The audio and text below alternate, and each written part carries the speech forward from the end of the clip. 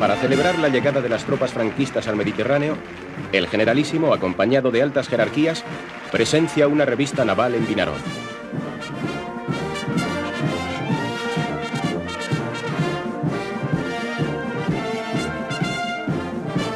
Es un acto de gran valor simbólico, ya que con la exhibición de los buques de guerra pretende transmitir la idea de que su bando ha conseguido la superioridad naval sobre las fuerzas de la República.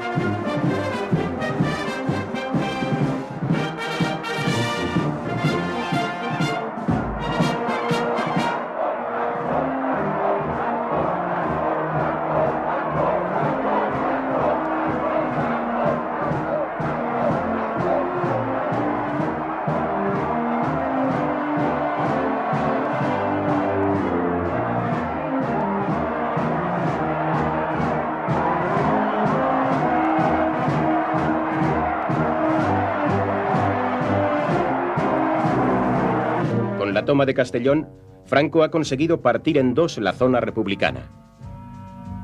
El peligro que se cierne sobre Valencia y el deseo de recuperar terrenos y centrales eléctricas perdidos en la línea del Segre impulsan al mando republicano a realizar una ofensiva cuyo objetivo principal es la Bolsa de Balaguer. El 22 de mayo se inicia el ataque con una importante concentración de fuerzas, que tiene éxito en los primeros momentos. Durante 2 días, la lucha es violentísima y algunas posiciones, como la llamada del Merengue, son duramente disputadas. La operación se prolonga durante una semana y finalmente fracasa. Ante este fracaso y conscientes de que Valencia puede caer en manos del enemigo, el Estado Mayor Central Republicano prepara un ataque de diversión. Tal es el origen de la batalla del Ebro, ya que se trata ante todo de ayudar eficazmente a los defensores de Valencia. En esta ocasión, puede decirse que la República tiene un auténtico ejército. No solo dispone de medios materiales, sino que además espera acrecentarlos. El Grupo de Ejércitos de Cataluña, bajo la responsabilidad de Hernández Sarabia, está formado por el Ejército del Ebro, a las órdenes de Juan Modesto, por el del Este, mandado por Perea, y por algunas unidades menores. El Ejército del Ebro lo integran el 5º Cuerpo de Ejército de Enrique Lister, el 12 dirigido por Etelvino Vega y el 15 mandado por Manuel Tagüeña, revelación de menos de 30 años que antes de 1936 no había tenido otra experiencia militar que la de brigada de complemento.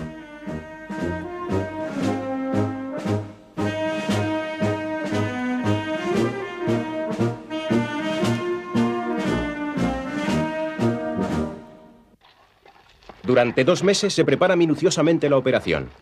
Todo lo relativo al tendido y construcción de puentes y pasarelas, aspecto novedoso en el conflicto español, queda a cargo del coronel Patricio Azcárate, inspector general de ingenieros.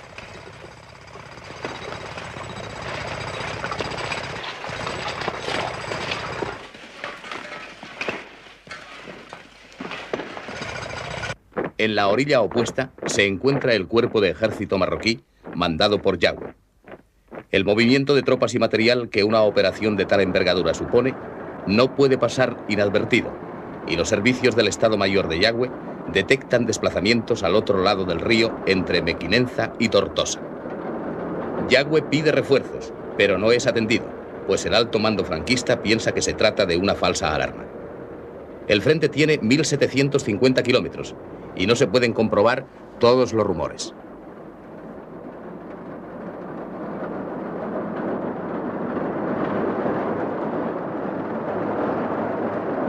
La ofensiva se establece definitivamente para las 0:15 horas del día 25 de julio. A la hora prevista y bajo un cielo sin luna, la vanguardia mandada por Tagüeña atraviesa el río entre Mequinenza y Fayón, con embarcaciones llevadas desde distintos puntos de Cataluña los días anteriores.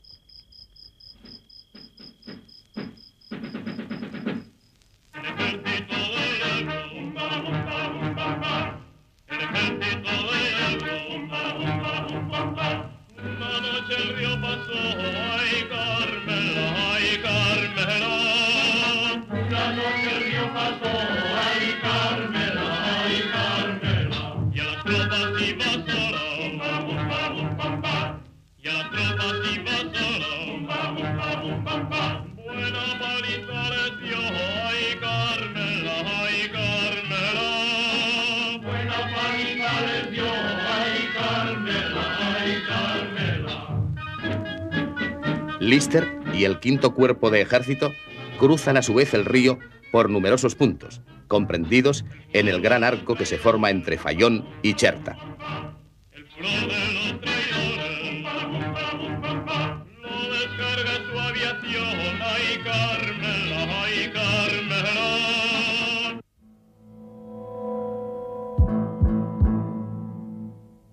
Se plantea realizar la operación en dos sectores diferentes.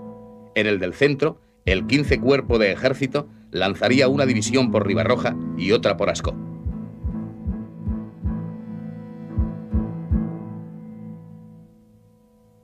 Su eje de ataque sería la carretera de Flix a Gandesa. En el sector sur, cruzaría el 5º Cuerpo de Ejército con una brigada por Benifallet y una división por Ginestar. Debía marchar también hacia Gandesa por la carretera de Cavalls. Como de costumbre, en los planes de Rojo, simultáneamente tendrían lugar otras acciones secundarias. Una de estas consistiría en cruzar el río cerca de Amposta.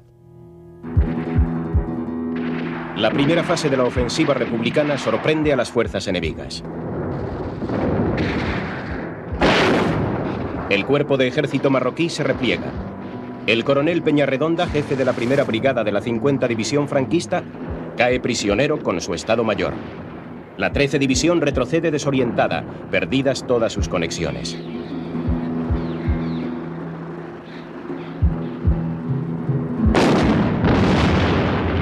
La confusión en el Estado Mayor es grande, y el general Dávila, jefe del Ejército del Norte, comunica que los republicanos han conseguido arrollar las líneas del Ebro. Al acabar el primer día, el cruce del río está asegurado, y se ha detenido la ofensiva sobre Valencia. Los republicanos ocupan una cabeza de puente en la zona de Gandesa y otra bastante menor un poco más al norte de Mequinenza.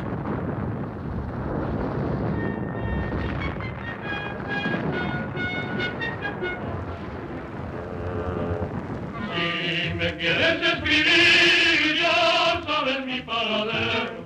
Si me quieres escribir, ya sabes mi paradero. Tercera brigada, mixta, primera línea de fuego. Tercera brigada mixta, primera línea de fuego.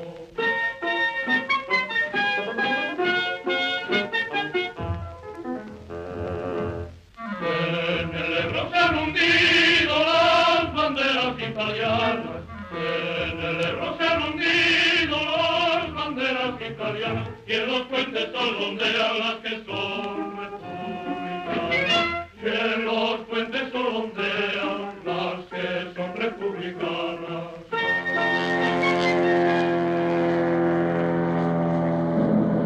Las fuerzas franquistas comienzan a reaccionar con prontitud, y desde la mañana del siguiente día, la aviación actúa con intensidad sobre las tropas republicanas y sobre todo contra los puentes de campaña.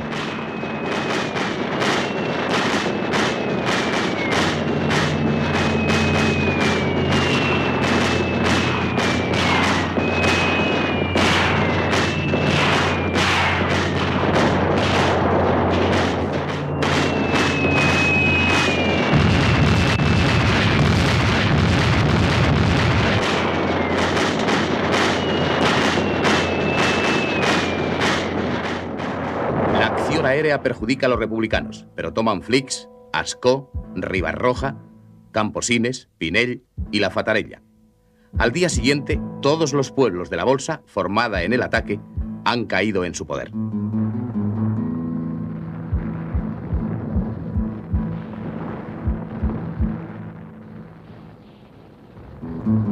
Durante la tercera jornada, los republicanos se dedican a la limpieza del terreno.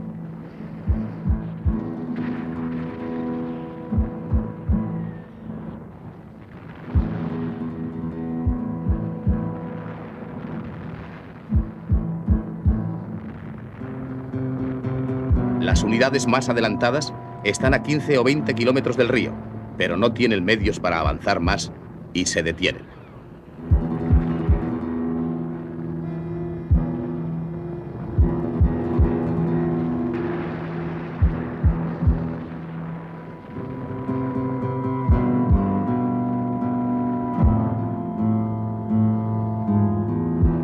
Entre el tercero y cuarto día cruzan la totalidad de las tropas, pertrechos y material. Desaparece hasta el último puente, machacado por los aviones o arrastrado por el agua del río, pues los franquistas abren los embalses pirenaicos y provocan una crecida artificial. En plena batalla se fortifica sin cesar. Los puentes se tienden, se destruyen y se vuelven a tender, mientras las lanchas mantienen la comunicación entre ambas márgenes del río.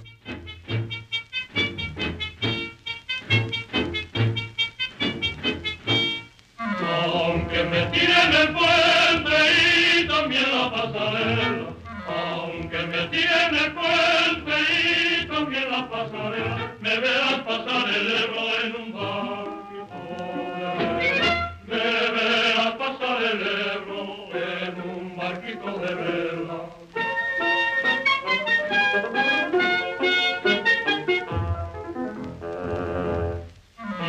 100.000 veces que nos tiren, 100.000 veces los haremos, 100.000 veces que nos tiren, 100.000 veces los haremos. Tenemos cabeza dura los del cuerpo de ingenieros, tenemos cabeza dura los del cuerpo de ingenieros.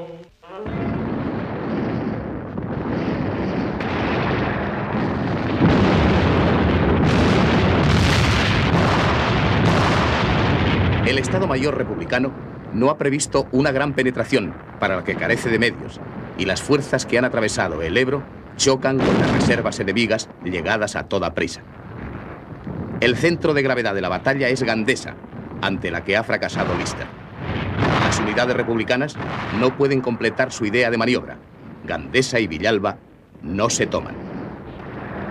Los ataques republicanos del 30 de julio topan con una red de fuegos que no es posible romper y la acción queda detenida.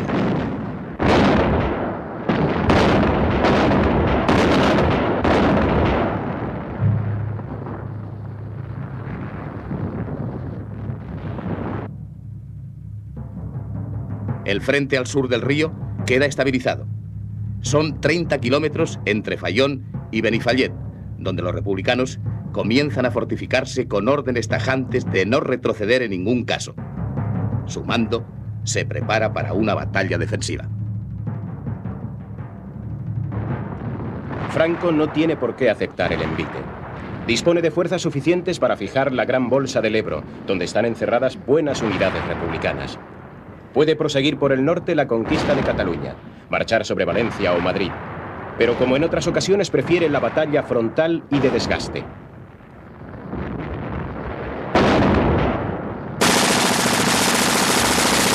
Moviliza 7 divisiones mandadas por Alonso Vega, Galera, Rada, Barrón, Serrano, Castejón y Arias.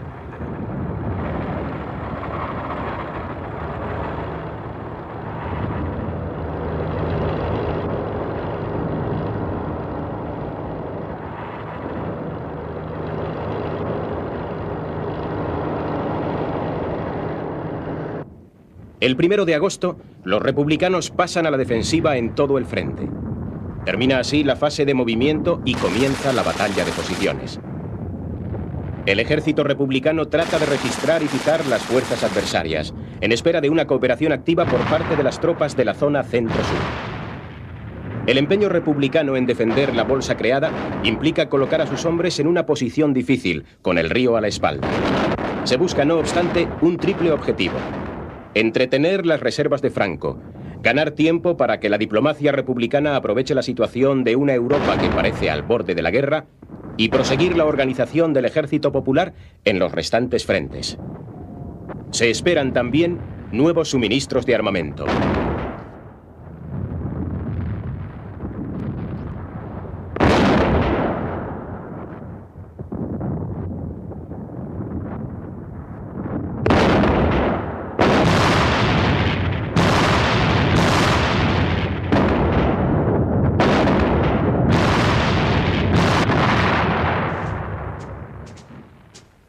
En la pequeña cabeza de puente entre Fayón y Mequinenza, la 42 División Republicana cede sus posiciones y vuelve a la orilla izquierda en la noche del 6 de agosto, tras sufrir abundantes pérdidas.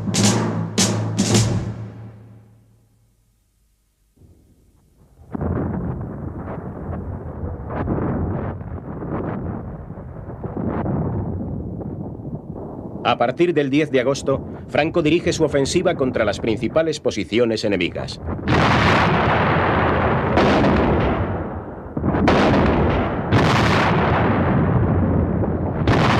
Al norte y sur de Gandesa, las sierras de Cavalls y Pàndols son los puntos claves de una defensa en la que se agota la 11 División Republicana.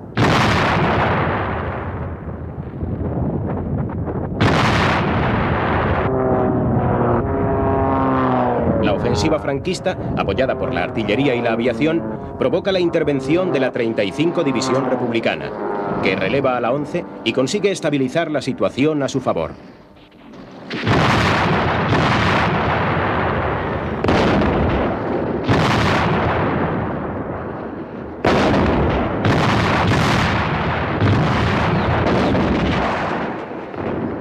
Los franquistas lanzan tropas de refresco sobre frentes muy estrechos.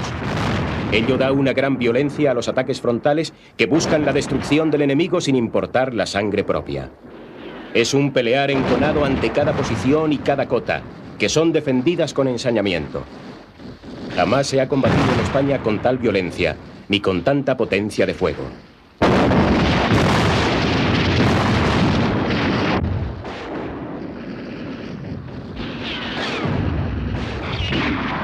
El ataque franquista cuenta además con superioridad aérea y una masa artillera que es la más importante vista en España. La forman un conjunto de materiales que comprenden desde las modernas y poderosas piezas alemanas e italianas hasta ligeras baterías de montaña, transportables a lomos de mulos y aptas para apoyar a la infantería en los difíciles terrenos de la Sierra de Pàndols.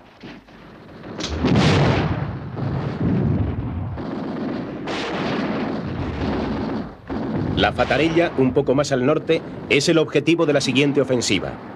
Luego, desde la Fatarella y Pàndols, se ataca en dirección a Corbera y Camposines. A la salida de Corbera, la cota 343 cambia 4 veces de mano en un solo día. Hay que desalojar cada trinchera con bombas de mano. Los defensores acaban por ceder terreno, pero conservan las sierras de Cavalls y Pàndols, a pesar de la lluvia de proyectiles y bombas que caen sobre ellos.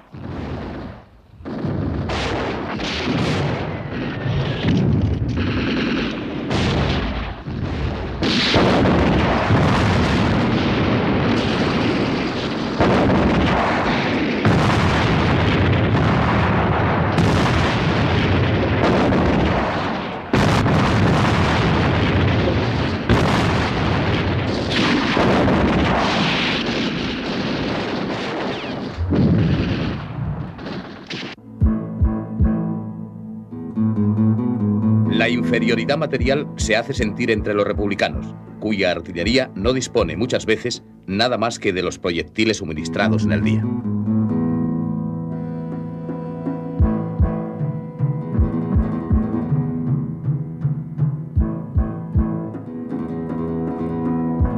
Los camiones esperan a las puertas de los talleres de Barcelona para transportar los proyectiles al frente, según se van produciendo. El desgaste de ambos bandos es tremendo, aunque mayor en el campo republicano, porque sobre sus posiciones se dispara la mayor masa artillera de la guerra.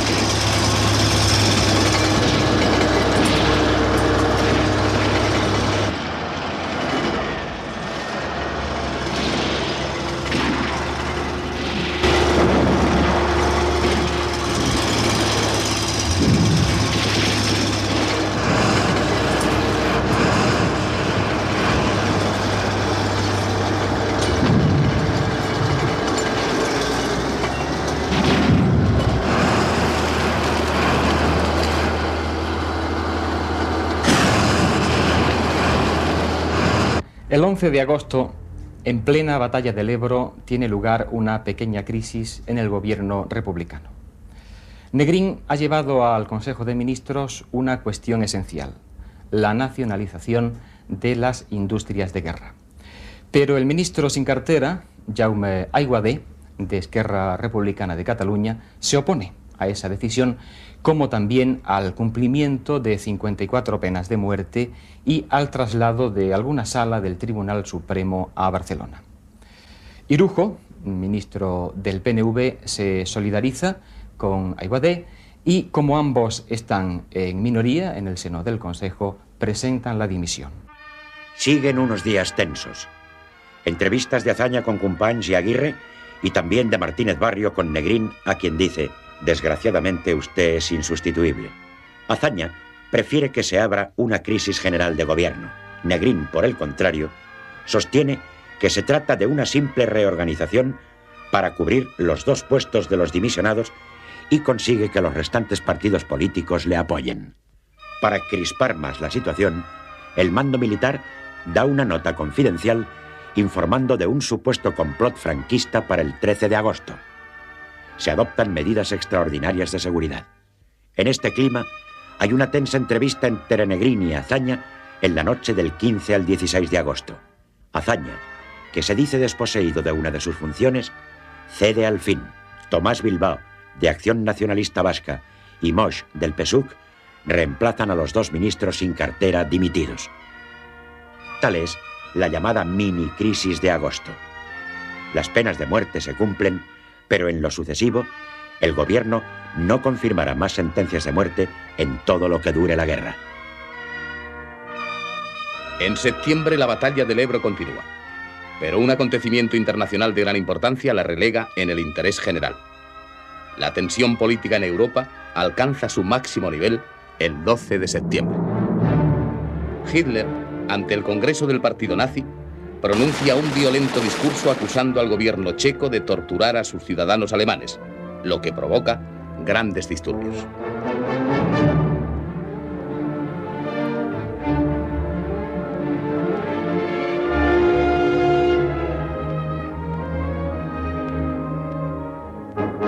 El Führer reclama pura y simplemente la incorporación de los Sudetes al Tercer Reich. Chamberlain acepta la reunificación y París acaba por hacer lo mismo. Franceses e ingleses sugieren a Praga que acepte la rectificación de fronteras. El 22 de septiembre, Chamberlain se entrevista de nuevo con Hitler, quien encuentra inaceptable el plan franco-británico y expresa su voluntad de ocupar inmediatamente los Sudetes. El día 26, el Führer pronuncia otro violento discurso y comunica poco más tarde a Londres que Alemania se dispone a decretar la movilización general. Chamberlain intenta un último esfuerzo y propone a Hitler y Mussolini la celebración de una conferencia para resolver el conflicto.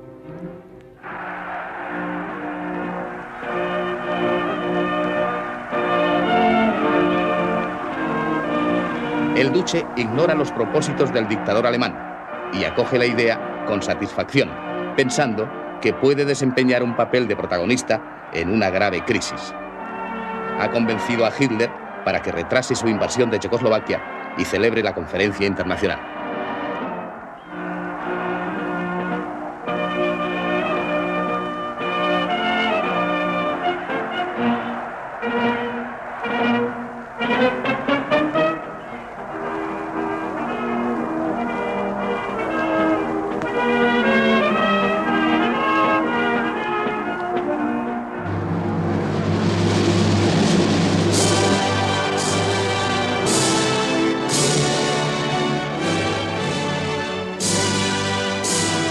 Chamberlain acude a Múnich ansioso de evitar la guerra a cualquier precio.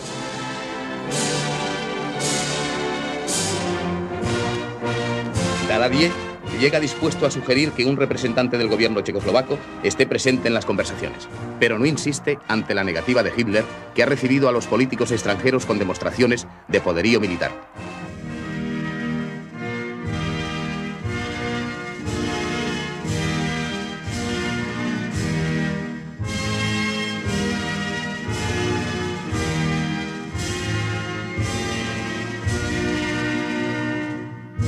30 de septiembre firman el pacto que divide a Checoslovaquia y que constituye una completa victoria alemana.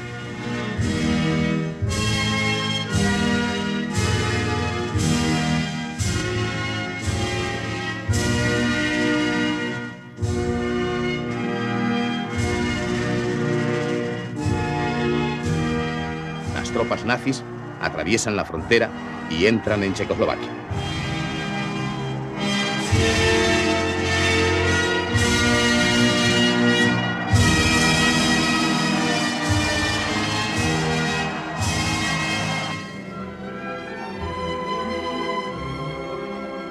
El presidente de Checoslovaquia, Benes, ha cedido ante la amenaza armada de Hitler y el abandono de las potencias amigas.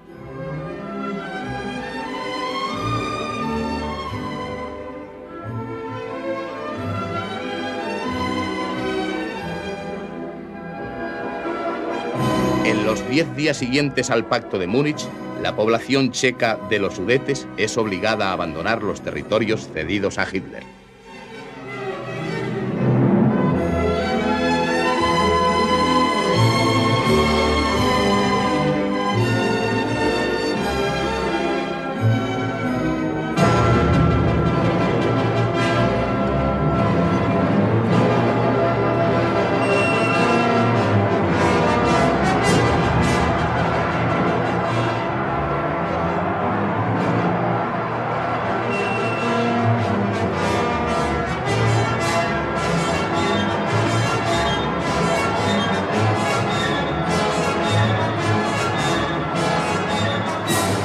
Los acuerdos de Múnich son una claudicación de las democracias occidentales ante la prepotencia de Hitler y al mismo tiempo también el primer paso para la guerra en Europa.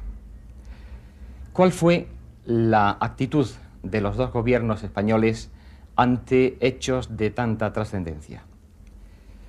Negrín entiende que hay que hacer todo lo posible para detener el expansionismo nazi.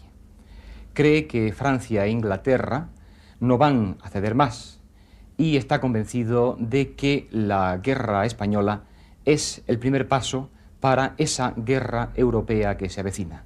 Y por consiguiente cree que la mejor aportación que la República Española puede hacer para la paz en Europa es resistir el avance de las tropas de Franco. La diplomacia franquista, por su parte, también se inquieta ante los hechos de Múnich, pero su margen de maniobra es escaso. Necesitan recibir la ayuda italo-germana y quieren seguir recibiéndola, pero sin comprometer la paz internacional y sin agravar la tensión. En esa situación, Franco adopta su táctica habitual, la espera. Y cuando por fin el 27 de septiembre decide hacer pública su neutralidad ante un eventual conflicto, no logra impresionar a las potencias democráticas y su decisión es mal recibida en las capitales fascistas.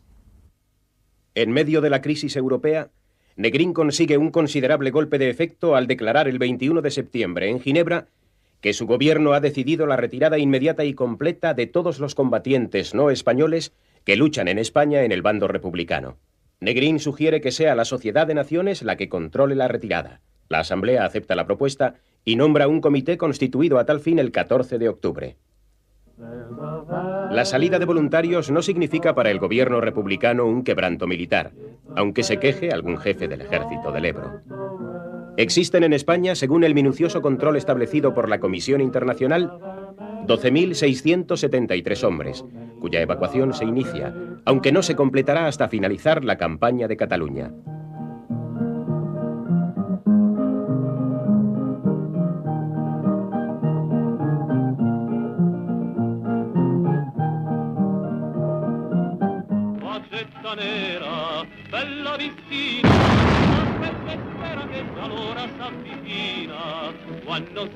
Para contrarrestar el impacto moral de la retirada, Franco decide a su vez repatriar a 10.000 combatientes italianos. En aquella fecha las unidades musolinianas se componen de unos 50.000 hombres, de los cuales 8.000 han llegado en el verano. La despedida oficial de los voluntarios internacionales tiene lugar en el Casino de la Rabasada el 27 de octubre.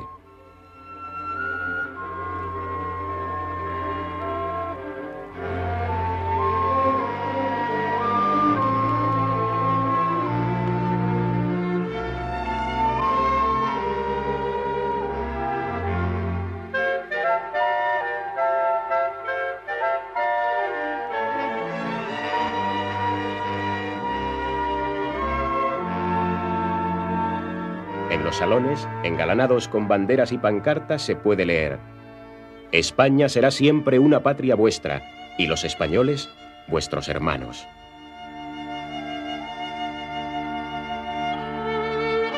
Con Juan Negrín asisten las más altas autoridades de la República y del Ejército.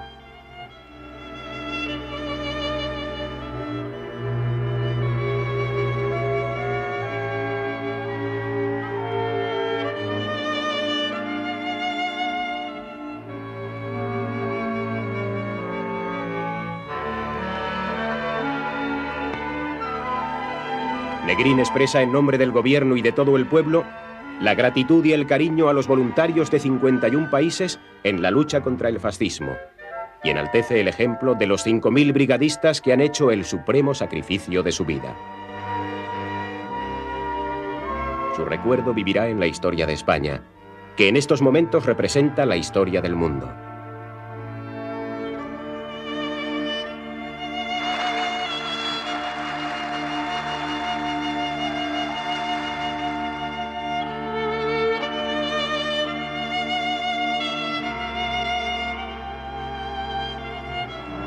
Al día siguiente se efectúa en Barcelona la despedida popular. Toda la ciudad está en la calle con flores y banderas.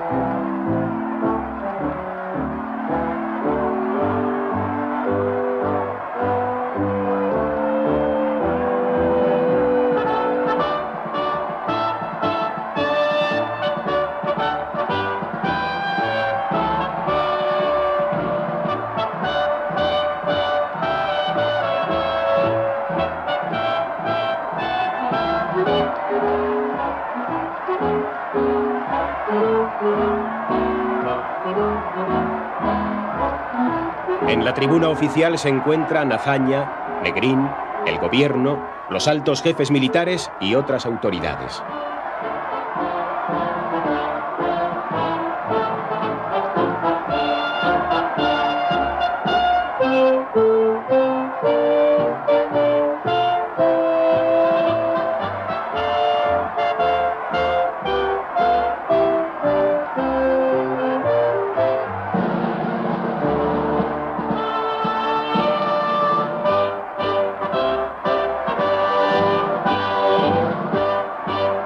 Previamente desfilan un regimiento de infantería y destacamentos de aviadores y marinos.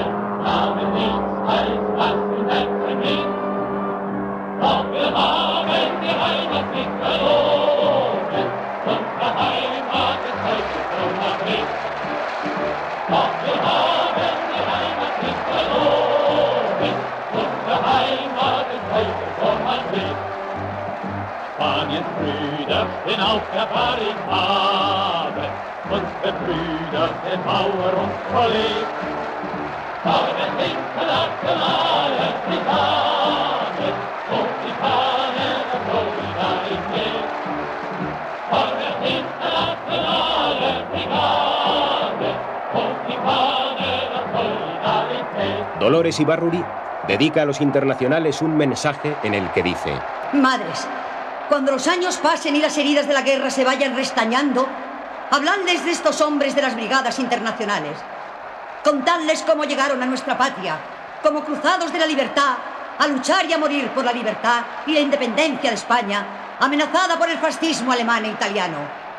Hoy se van, muchos millares se quedan, teniendo como sudario la tierra de España y el recuerdo saturado de la honda emoción de todos los españoles.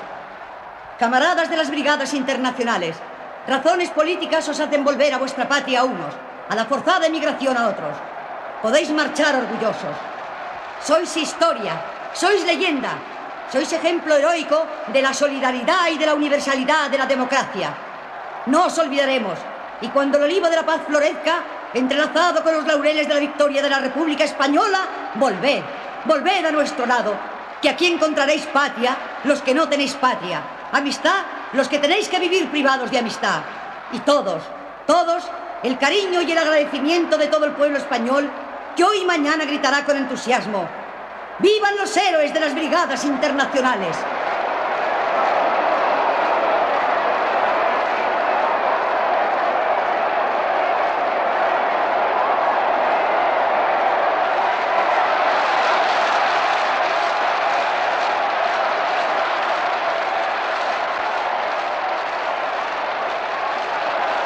Voluntario italiano, entre cuyos animales de batalla un león abisinio va cojeando.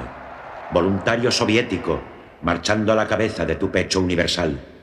Voluntarios del sur, del norte, del oriente, y tú, el occidental, cerrando el canto fúnebre del alba.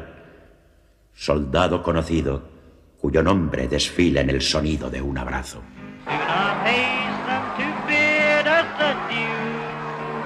Even though we lost the battle at Harama, we'll set this valley free before we're through. A lo largo del recorrido entre Barcelona y Portbou, los brigadistas reciben el homenaje de los habitantes de los pueblos que atraviesan. We know that you people of the valley will remember our Lincoln Brigade. Las Cortes se reúnen el 29 de septiembre en el monasterio de Sant Cugat del Vallès, cerca de Barcelona. No se conoce todavía el resultado de la conferencia de Múnich. Negrín les expone la política de su gabinete y los problemas de la guerra. Los representantes de los distintos grupos parlamentarios manifiestan su apoyo al gobierno, si bien algunos formulan ciertas reservas. Negrín, después de consultar a los ministros, vuelve a tomar la palabra. El gobierno no acepta ni admite votos de confianza condicionados ni con reservas. Mediatizados, señores diputados, yo no seré jamás presidente. Hace falta un gobierno con autoridad. La Cámara concede el voto de confianza unánime al gobierno de Negrín. Las Cortes convalidan los decretos dictados por el gabinete durante el interregno parlamentario y aprueban el presupuesto del Estado.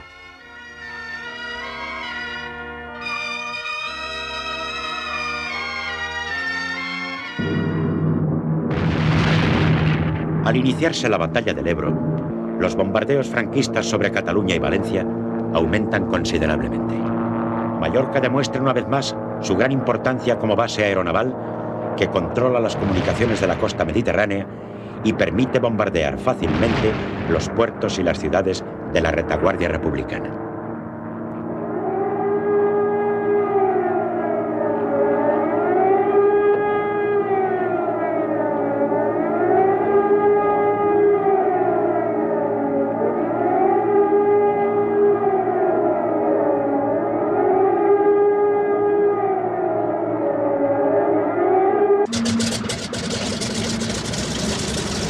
Desde Mallorca, actúa con autonomía una importante fuerza aérea italiana a las órdenes del general Vincenzo Velardi, que recibe instrucciones directas de Roma.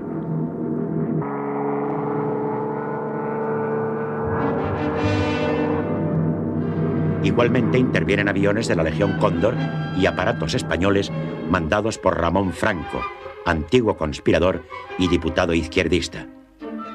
El 8 de octubre, despega desde su base del puerto de Pollensa al mando de un hidroavión con la intención de bombardear Valencia, a pesar de que las condiciones climatológicas son desfavorables.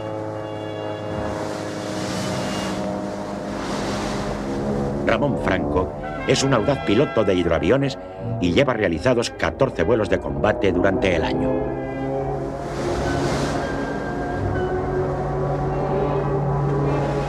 Transcurre el tiempo sin que el avión regrese a su base.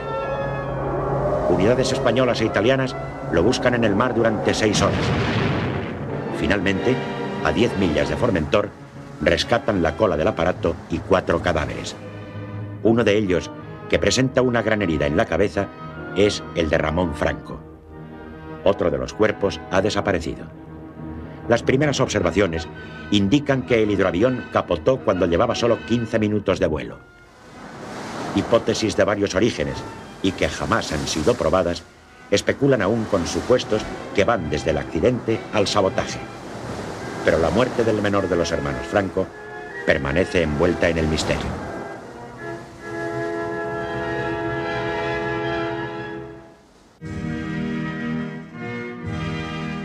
La crisis checa liquida terminantemente, en la apreciación de casi todo el mundo, la posibilidad de que la guerra civil española pueda generar un conflicto en Europa. Gran parte de la opinión pública europea celebra la aparente consolidación de la paz. Los políticos firmantes del pacto regresan a sus países, donde son recibidos con muestras de alborozo. Franceses e ingleses, alemanes e italianos se las han arreglado a pesar de todas las dificultades para dar solución sin recurrir a las armas a un problema más crítico que el planteado por España. La idea de que los gobiernos europeos no han estado interesados en llegar a una situación conflictiva por causa de los españoles no es nueva. Ha dominado la historia de la no intervención, pero nunca cristalizará tan crudamente como con el Pacto de Múnich.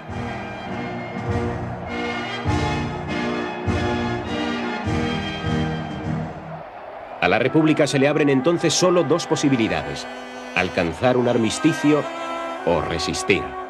Franco reitera una y otra vez que solo la rendición incondicional es aceptable. En cuanto a Negrín, parece cierto que está dispuesto a pactar, pero no de cualquier forma. Aprovecha su asistencia a un congreso internacional de fisiología en Zúrich para entrevistarse con un emisario de Franco, que al final no acudirá a la cita. Franco insiste en solicitar el envío de nuevo material de guerra a los países fascistas y puede contemplar un futuro prometedor. Las potencias del eje no le han abandonado. Tampoco lo abandonarán después de Múnich, cuando se reafirma el prestigio de Hitler y de Mussolini y se confirma la política timorata de las democracias. Para las potencias fascistas no hay nada que les impida mantener la ayuda a Franco. Aparte de mostrarse interesadas en continuar recibiendo materias primas españolas singularmente importantes para el Tercer Reich, proporcionadas por el gobierno de Burgos. Berlín y Roma confían en que el nuevo Estado asuma también las posiciones del eje. El 7 de noviembre, Berlín accede a los deseos de nuevos suministros que ha pedido Franco: 50.000 fusiles, 2.000 ametralladoras y 100 piezas de artillería. No aumentarán los efectivos de la Legión Cóndor, como había solicitado su jefe, el general Wolfram von Richthofen, aunque el cuerpo expedicionario alemán mantendrá su capacidad operativa.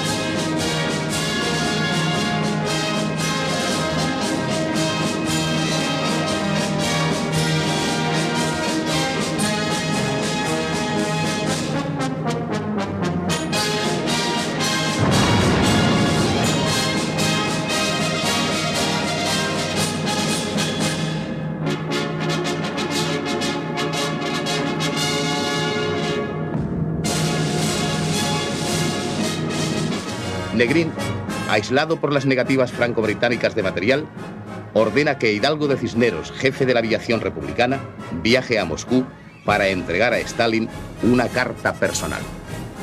En ella se expone la situación internacional, sin ocultar los recelos que inspira la influencia comunista, y se sugiere que los suministros soviéticos lleguen a España en mayores cantidades y no como hasta entonces, gota a gota.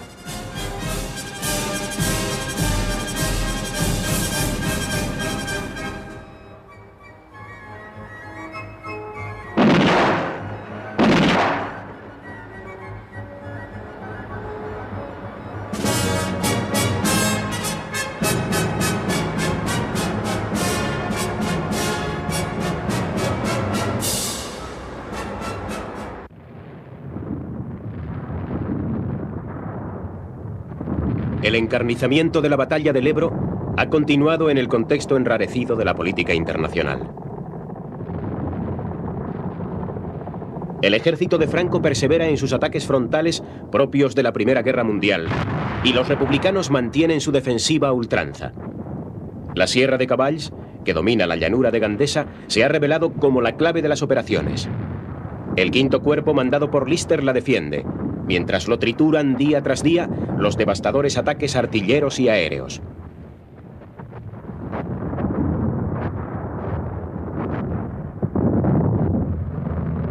Los cuerpos de ejército de Yagüe y García Baliño están dispuestos a tomar la sierra a cualquier precio. Cuando ya han transcurrido 3 meses, la batalla supone un desgaste considerable para ambos bandos.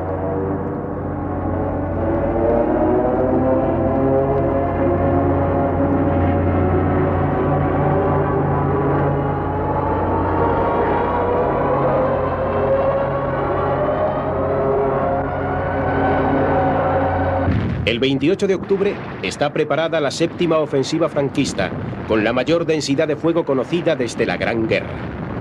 En solo 1 kilómetro se han situado frente al objetivo más de 300 obuses o cañones y todos los morteros y ametralladoras de la división preparada para asaltar.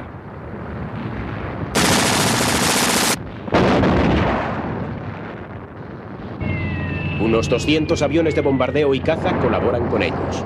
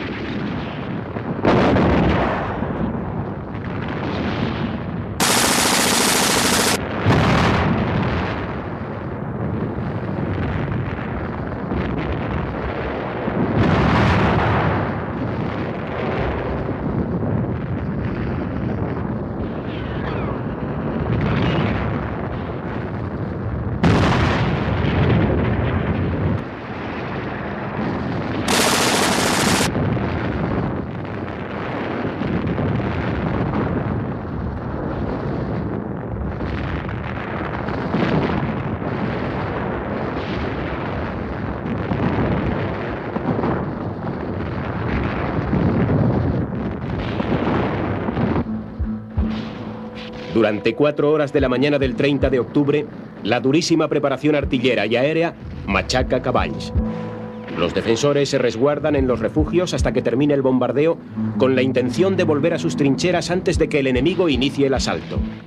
Es la táctica que les ha permitido sobrevivir hasta entonces. Pero esta vez no da resultado. Durante el último cuarto de hora del bombardeo, moros y legionarios de la Primera División de Navarra se han pegado a las explosiones. En el último momento se lanzan al asalto mientras muchos defensores están todavía en los refugios. En 15 minutos, toda la infantería de su división les ha seguido hasta lo alto.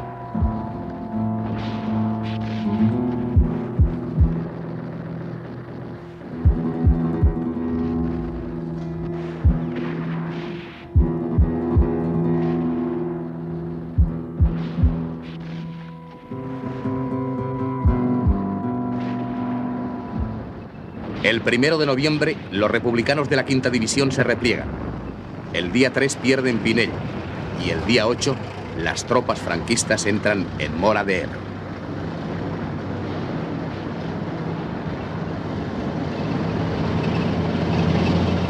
Tagüeña ordena que la artillería atraviese el Ebro para salvarla del enemigo que está cerca de Ascó. La operación de repliegue se lleva a cabo sin problemas en la tarde del 15 de noviembre. A las 4:30 de la madrugada, los últimos republicanos han cruzado el Ebro sin ser inquietados. La batalla, larga, de casi 4 meses, ha sido la más cruenta e importante de la guerra. Los franquistas han perdido más de 30.000 hombres, los republicanos casi el doble e ingentes cantidades de material.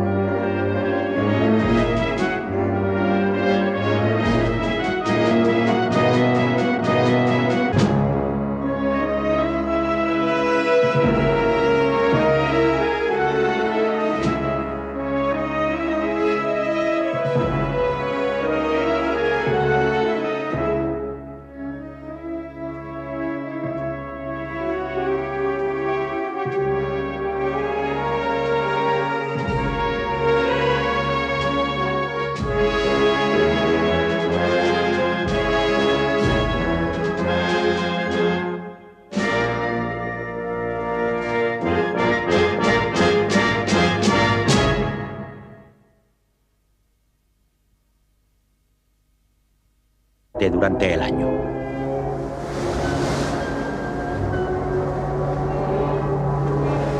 Transcurre el tiempo sin que el avión regrese a su base. Unidades españolas e italianas lo buscan en el mar durante 6 horas. Finalmente, a 10 millas de Formentor, rescatan la cola del aparato y 4 cadáveres. Uno de ellos, que presenta una gran herida en la cabeza, es el de Ramón Franco. Otro de los cuerpos ha desaparecido. Las primeras observaciones indican que el hidroavión capotó cuando llevaba solo 15 minutos de vuelo. Hipótesis de varios orígenes y que jamás han sido probadas especulan aún con supuestos que van desde el accidente al sabotaje. Pero la muerte del menor de los hermanos Franco permanece envuelta en el misterio.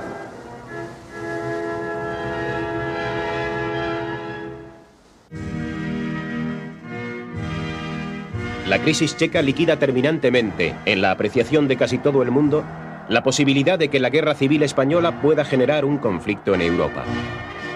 Gran parte de la opinión pública europea celebra la aparente consolidación de la paz. Los políticos firmantes del pacto regresan a sus países, donde son recibidos con muestras de alborozo.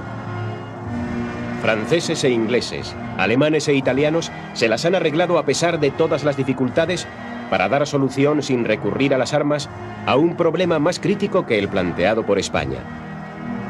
La idea de que los gobiernos europeos no han estado interesados en llegar a una situación conflictiva por causa de los españoles no es nueva. Ha dominado la historia de la no intervención, pero nunca cristalizará tan crudamente como con el Pacto de Múnich.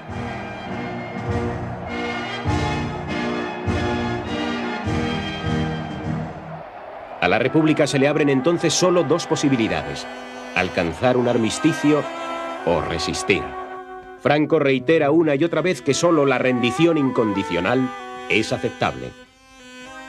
En cuanto a Negrín, parece cierto que está dispuesto a pactar, pero no de cualquier forma. Aprovecha su asistencia a un congreso internacional de fisiología en Zúrich para entrevistarse con un emisario de Franco, que al final no acudirá a la cita.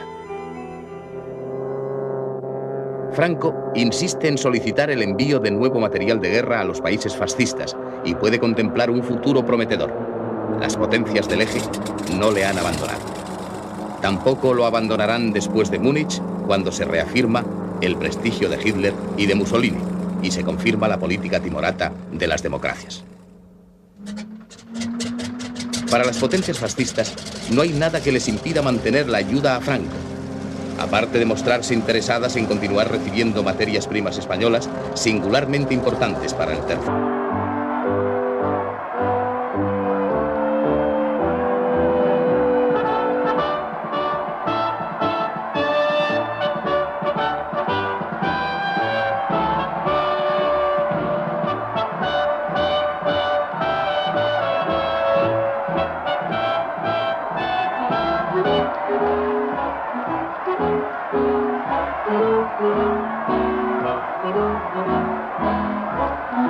En la tribuna oficial se encuentran Azaña, Negrín, el gobierno, los altos jefes militares y otras autoridades.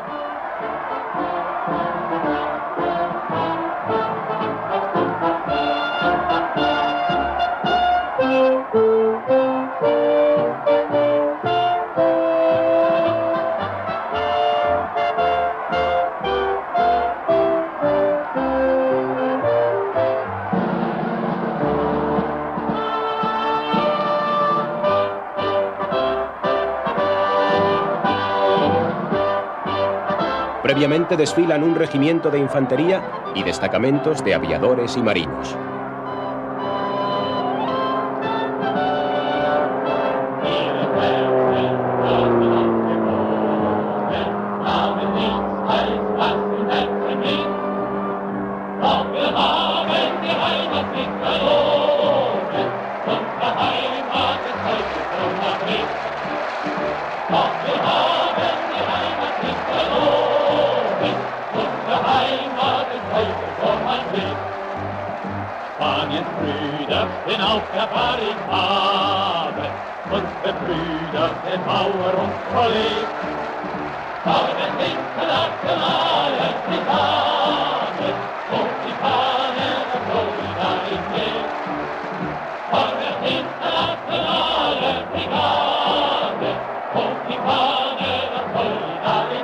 Dolores Ibárruri dedica a los internacionales un mensaje en el que dice: Madres, cuando los años pasen y las heridas de la guerra se vayan restañando, habladles de estos hombres de las brigadas internacionales. Contadles cómo llegaron a nuestra patria, como cruzados de la libertad, a luchar y a morir por la libertad y la independencia de España, amenazada por el fascismo alemán e italiano.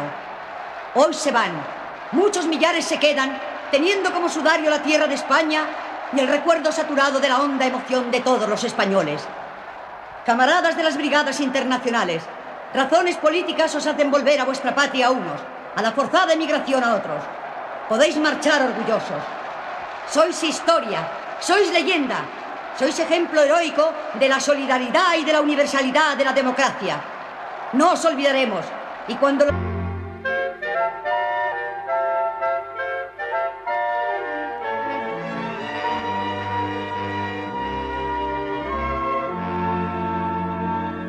En los salones, engalanados con banderas y pancartas, se puede leer: España será siempre una patria vuestra, y los españoles, vuestros hermanos.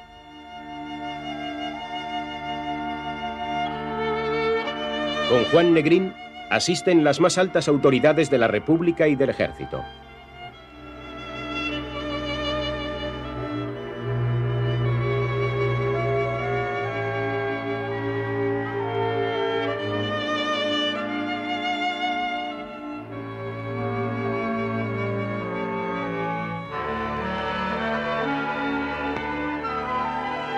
Negrín expresa en nombre del gobierno y de todo el pueblo la gratitud y el cariño a los voluntarios de 51 países en la lucha contra el fascismo, y enaltece el ejemplo de los 5.000 brigadistas que han hecho el supremo sacrificio de su vida. Su recuerdo vivirá en la historia de España, que en estos momentos representa la historia del mundo.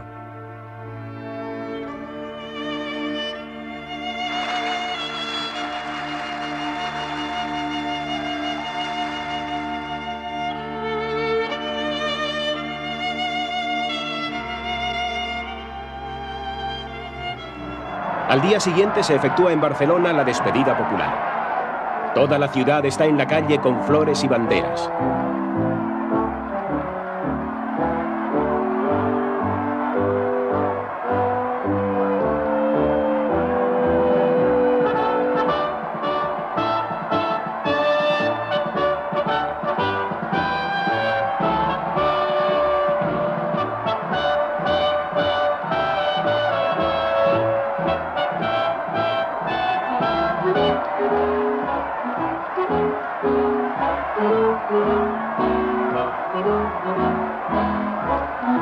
En la tribuna oficial se encuentran Azaña, Negrín, el gobierno, los altos jefes militares y otras autoridades.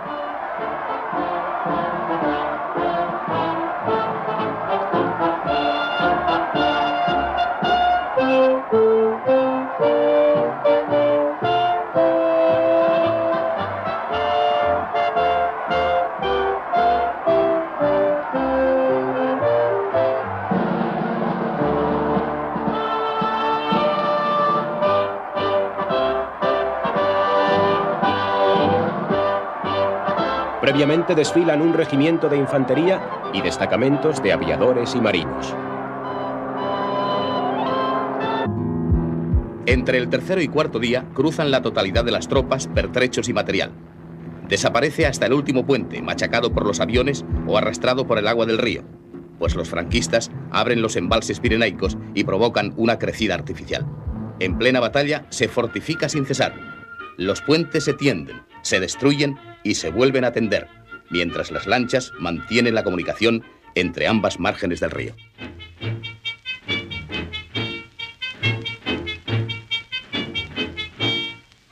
Aunque me tiren el puente y también la pasarela, aunque me tiren el puente y también la pasarela, me verás pasar el Ebro en un barquito de vela, me verás pasar el Ebro en un barquito de vela.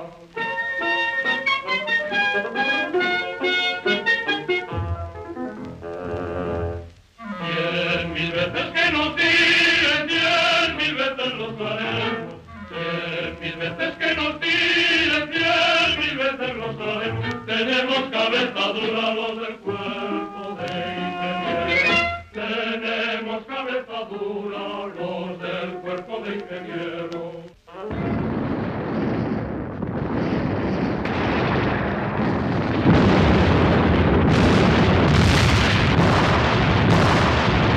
El Estado Mayor republicano no ha previsto una gran penetración para la que carece de medios, y las fuerzas que han atravesado el Ebro chocan con las reservas enemigas llegadas a toda prisa.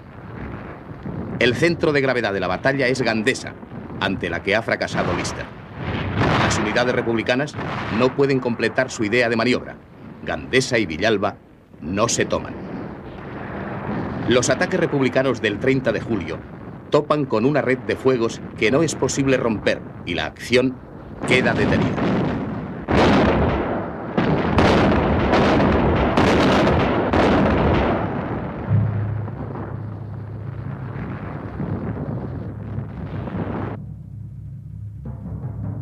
El frente al sur del río queda estabilizado.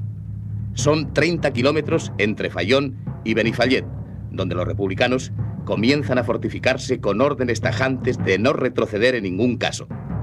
Su mando se prepara para una batalla defensiva. Franco no tiene por qué aceptar el envite. Dispone de fuerzas suficientes para fijar la gran bolsa del Ebro, donde están encerradas buenas unidades republicanas.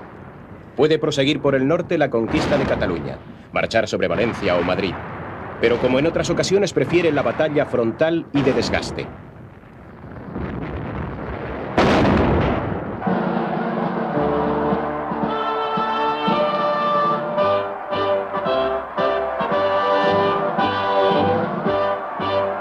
Previamente desfilan un regimiento de infantería y destacamentos de aviadores y marinos.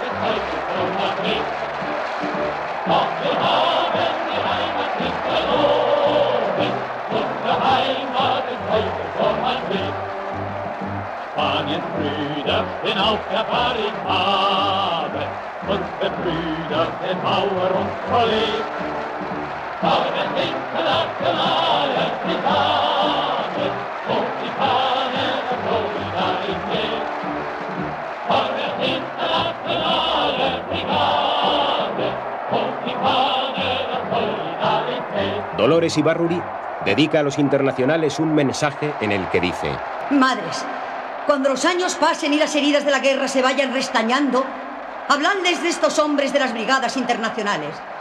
Contadles cómo llegaron a nuestra patria, como cruzados de la libertad, a luchar y a morir por la libertad y la independencia de España, amenazada por el fascismo alemán e italiano.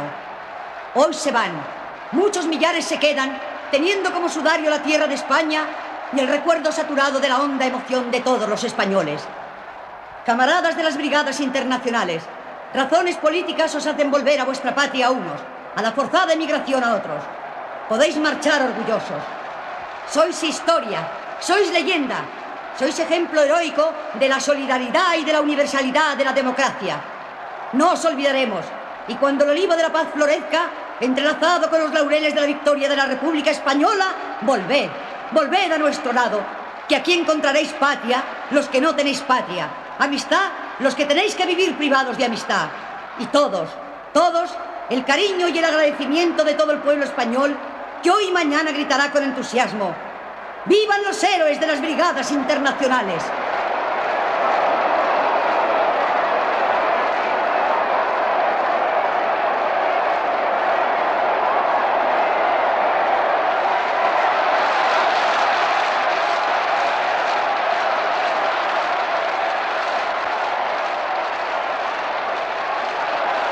Voluntario italiano, entre cuyos animales de batalla un león abisinio va cojeando. Voluntario soviético, marchando a la cabeza de tu pecho universal. Voluntarios del sur, del norte, del oriente.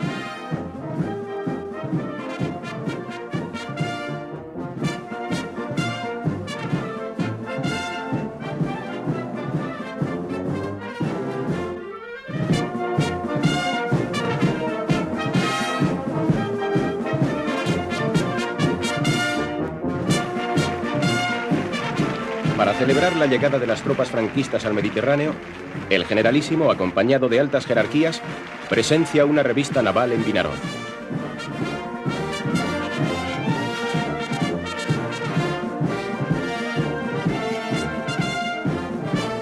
Es un acto de gran valor simbólico, ya que con la exhibición de los buques de guerra pretende transmitir la idea de que su bando ha conseguido la superioridad naval sobre las fuerzas de la República.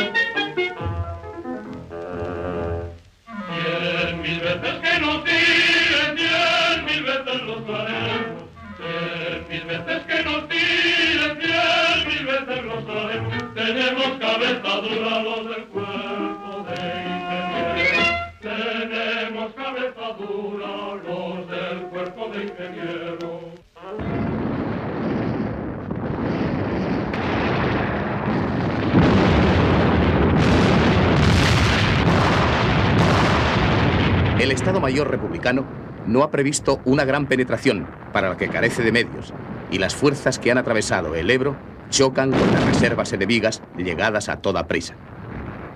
El centro de gravedad de la batalla es Gandesa, ante la que ha fracasado Lister. Las unidades republicanas no pueden completar su idea de maniobra. Gandesa y Villalba no se toman. Los ataques republicanos del 30 de julio topan con una red de fuegos que no es posible romper y la acción queda detenida.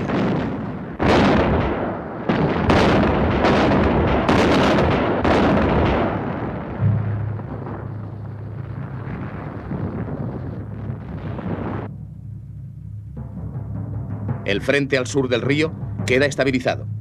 Son 30 kilómetros entre Fayón y Benifallet, donde los republicanos comienzan a fortificarse con órdenes tajantes de no retroceder en ningún caso. Su mando se prepara para una batalla defensiva. Franco no tiene por qué aceptar el envite. Dispone de fuerzas suficientes para fijar la gran bolsa del Ebro, donde están encerradas buenas unidades republicanas. Puede proseguir por el norte la conquista de Cataluña, marchar sobre Valencia o Madrid, pero como en otras ocasiones prefiere la batalla frontal y de desgaste.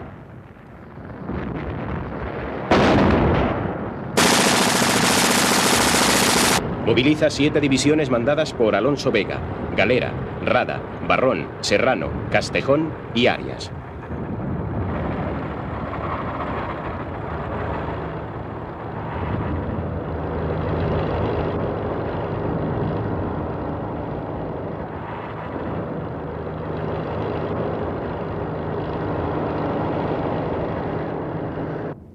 El 1 de agosto, los republicanos pasan a la defensiva en todo el frente.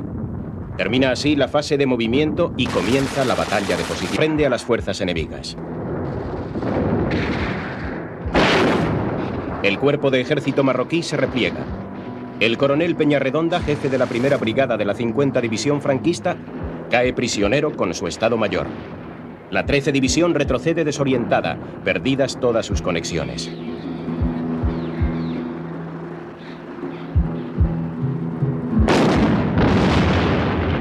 La confusión en el Estado Mayor es grande. y el general Dávila, jefe del Ejército del Norte, comunica que los republicanos han conseguido arrollar las líneas del Ebro. Al acabar el primer día, el cruce del río está asegurado y se ha detenido la ofensiva sobre Valencia. Los republicanos ocupan una cabeza de puente en la zona de Gandesa y otra bastante menor un poco más al norte de Mequinenza.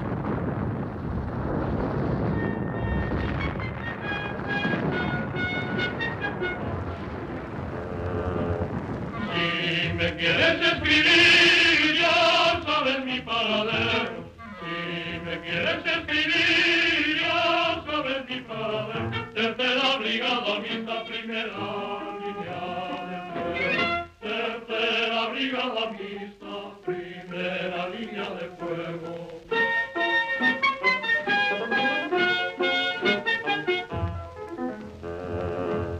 En el Ebro se han hundido las banderas italianas. En el Ebro se han hundido las banderas italianas. Y en los puentes ondean las que son republicanas. Y en los puentes ondean las que son republicanas.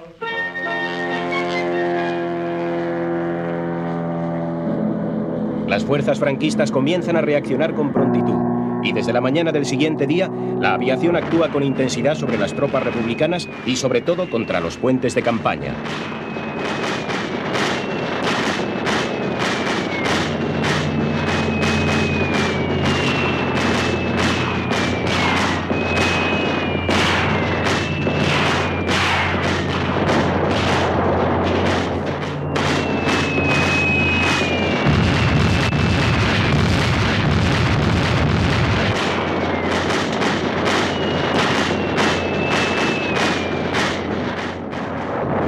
Aérea perjudica a los republicanos, pero toman Flix, Ascó, Ribarroja, Camposines, Pinell y La Fatarella.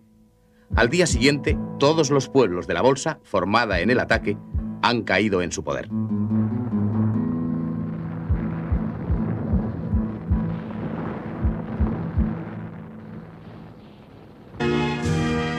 Las tropas nazis atraviesan la frontera y entran en Checoslovaquia.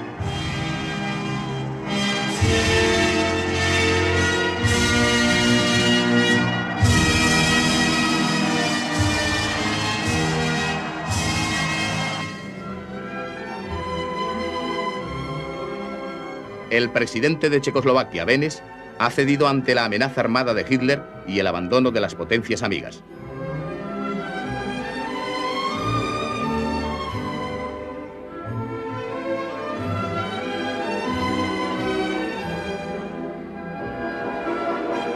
En los 10 días siguientes al Pacto de Múnich, la población checa de los Sudetes es obligada a abandonar los territorios cedidos a Hitler.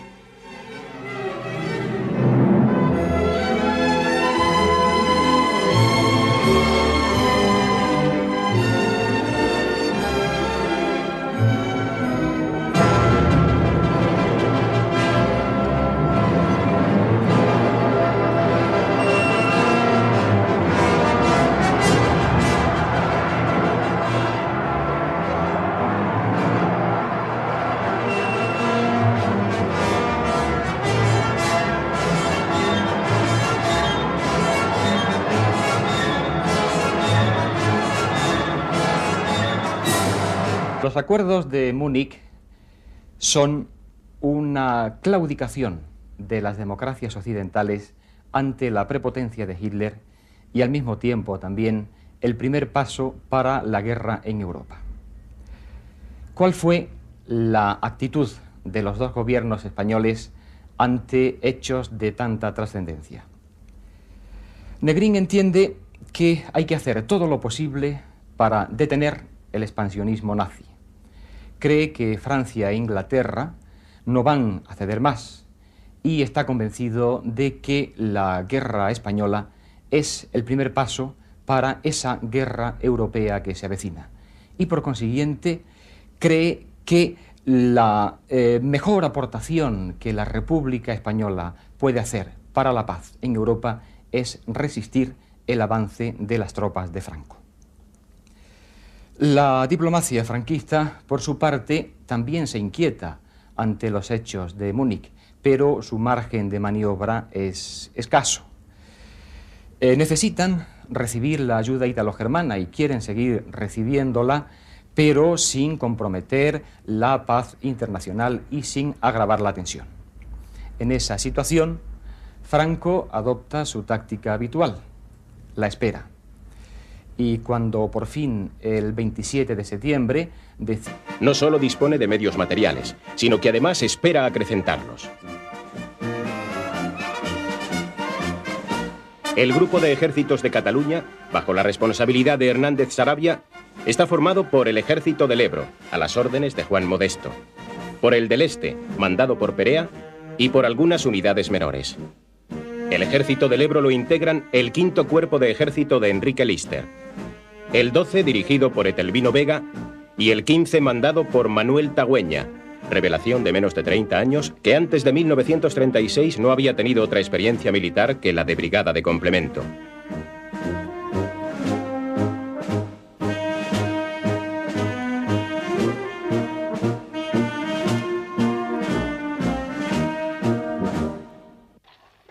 Durante 2 meses se prepara minuciosamente la operación. Todo lo relativo al tendido y construcción de puentes y pasarelas, aspecto novedoso en el conflicto español, queda a cargo del coronel Patricio Azcárate, inspector general de ingenieros.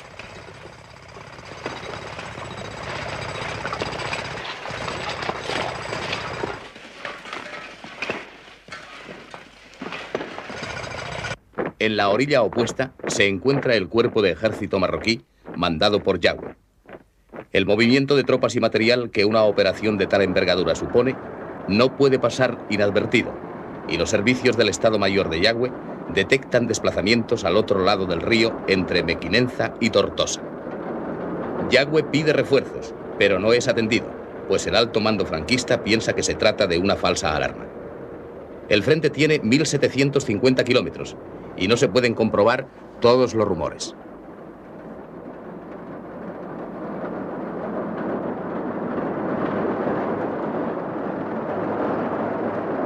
La ofensiva se establece definitivamente para las 0:15 horas del día 25 de julio.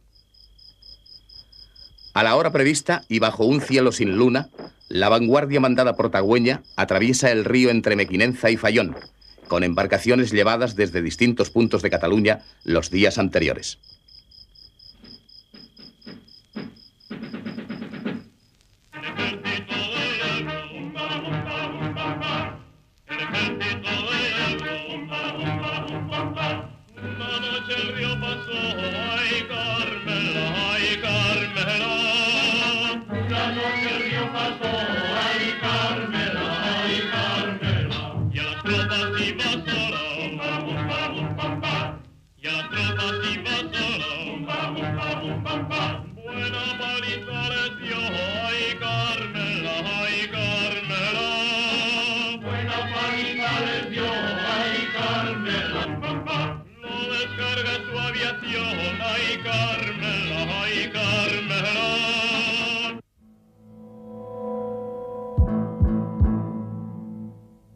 Se plantea realizar la operación en 2 sectores diferentes.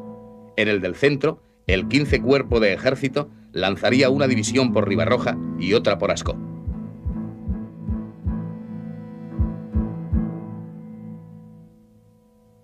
Su eje de ataque sería la carretera de Flix a Gandesa. En el sector sur, cruzaría el 5º Cuerpo de Ejército con una brigada por Benifallet y una división por Ginestar.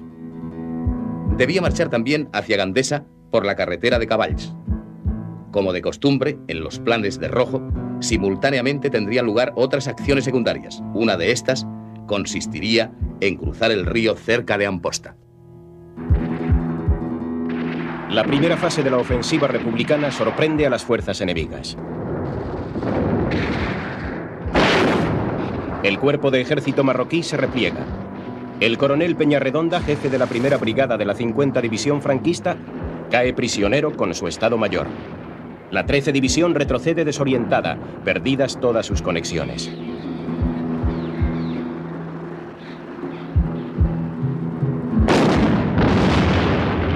La La confusión en el Estado Mayor es grande, y el general Dávila, jefe del Ejército del Norte, comunica que los republicanos han conseguido arrollar las líneas del Ebro.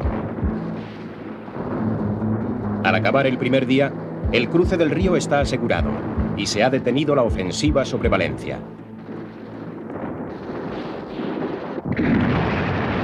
Los republicanos ocupan una cabeza de puente en la zona de Gandesa y otra bastante menor un poco más al norte de Mequinenza.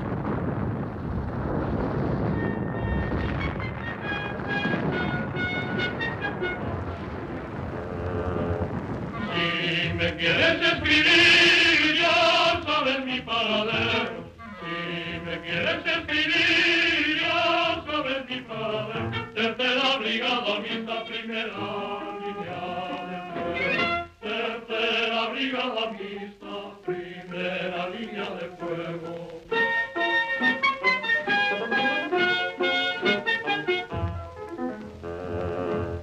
En el Ebro se han hundido las banderas italianas. En el Ebro se han hundido las banderas italianas. Y en los puentes solo ondean las que son republicanas. Y en los puentes solo ondean las que son republicanas.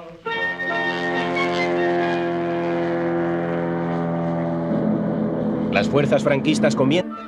El 8 de octubre, despega desde su base del puerto de Pollensa al mando de un hidroavión con la intención de bombardear Valencia, a pesar de que las condiciones climatológicas son desfavorables.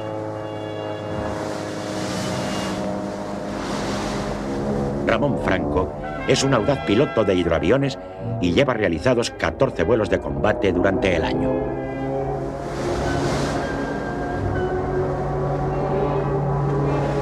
Transcurre el tiempo sin que el avión regrese a su base. Unidades españolas e italianas lo buscan en el mar durante 6 horas. Finalmente, a 10 millas de Formentor, rescatan la cola del aparato y 4 cadáveres. Uno de ellos, que presenta una gran herida en la cabeza, es el de Ramón Franco.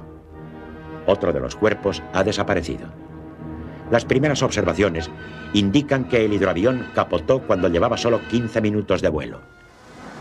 Hipótesis de varios orígenes y que jamás han sido probadas especulan aún con supuestos que van desde el accidente al sabotaje. Pero la muerte del menor de los hermanos Franco permanece envuelta en el misterio.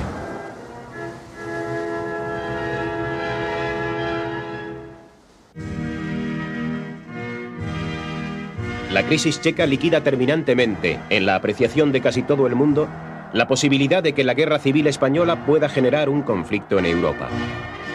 Gran parte de la opinión pública europea celebra la aparente consolidación de la paz. Los políticos firmantes del pacto regresan a sus países, donde son recibidos con muestras de alborozo. Franceses e ingleses, alemanes e italianos se las han arreglado a pesar de todas las dificultades para dar solución sin recurrir a las armas a un problema más crítico que el planteado por España. La idea de que los gobiernos europeos no han estado interesados en llegar a una situación conflictiva por causa de los españoles no es nueva. Ha dominado la historia de la no intervención, pero nunca cristalizará tan crudamente como con el Pacto de Múnich.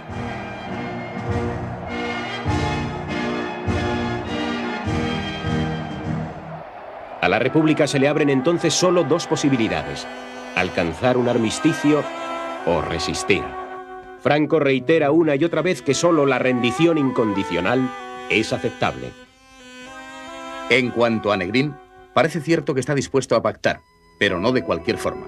Aprovecha su asistencia a un congreso internacional de fisiología en Zúrich para entrevistarse con un emisario de Franco, que al final no acudirá a la cita. Franco insiste en solicitar el envío de nuevo material de guerra a los países fascistas y puede contemplar un futuro prometedor. Las potencias del eje no le han abandonado.